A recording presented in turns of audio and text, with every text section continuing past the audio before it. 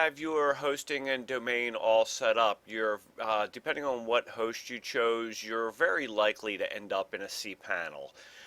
And this is what a cPanel looks like here, and you have all your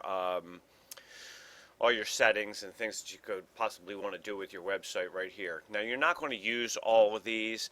I certainly don't, but a lot of them are here anyhow. But what you would probably use is your email accounts. And often when I set up a website, this is one of my first spots that I go to.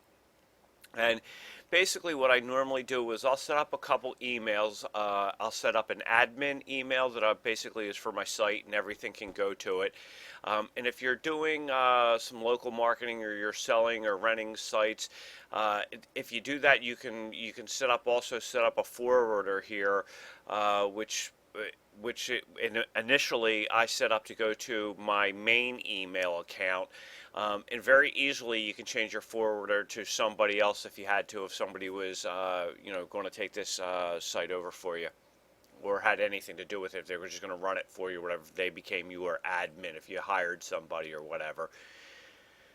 Okay, so I'm not going to go through this because these are pretty self-explanatory. I also set up, I frequently set up one called support and one info, and I usually do one actually called social.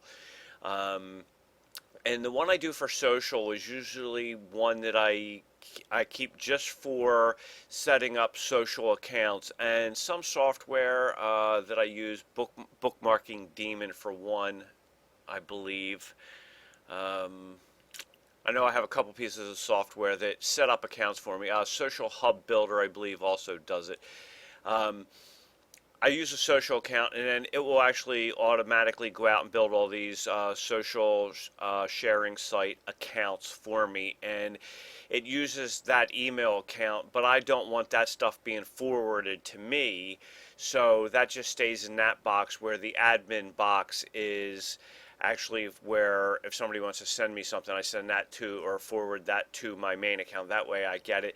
In the info and support, I really don't need them. I actually have set them up a bunch just thinking, I might need an extra one, or it'd be good to have something for info if you're giving away info, but I don't even really use them that much. So I think if you did an admin and a social account, if you think you're going to be using any type of or setting up any type of social accounts, sometimes it's kind of like a throwaway email. Sometimes that's a good idea. There's also you have a bunch of other things down here too, but the main one that we're going to talk about here is Fantastico. And if you click on Fantastico, you will end up on a page here where you have the choice to click WordPress, and once you click on WordPress, you'll be taken to another screen. And on that other screen, you will have all your WordPress installations here, and I have them blanked out here just for privacy reasons. And you can go and click on New Installation, and basically you can just set up another one. You just fill out the questions. It's going to ask you for your email. You would use that admin email that I spoke of. You're not going to want to use, or you probably won't want to put it into a directory, and a couple other questions. Pretty easy. But like I said, you won't even have to do this if you host it with InstyMe. When you set this up, it's already done for you. So once you install your WordPress, on the third screen it'll give you a login page, which is always whatever your domain name is. So domainname.com, it'll be /wp-admin.